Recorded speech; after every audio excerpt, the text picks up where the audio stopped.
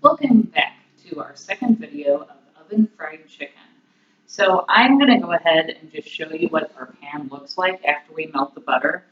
I normally take about 5 minutes and it melts completely.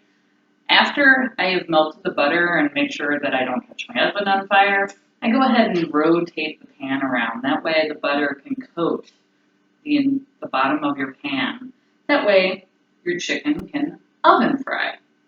So as you see, I'm just slowly turning it and making sure the butter coats the whole pan.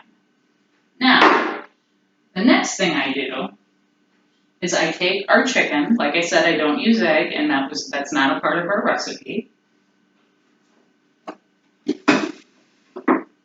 I'm using chicken wings today because I love chicken wings, and I love breading anyway.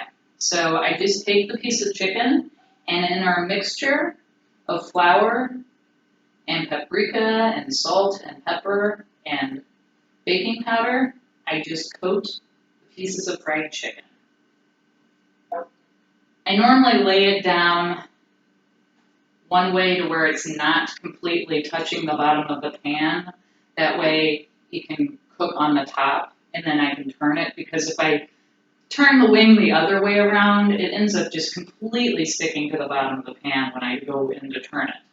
Now what will happen is that you will put this in your oven at 425 degrees.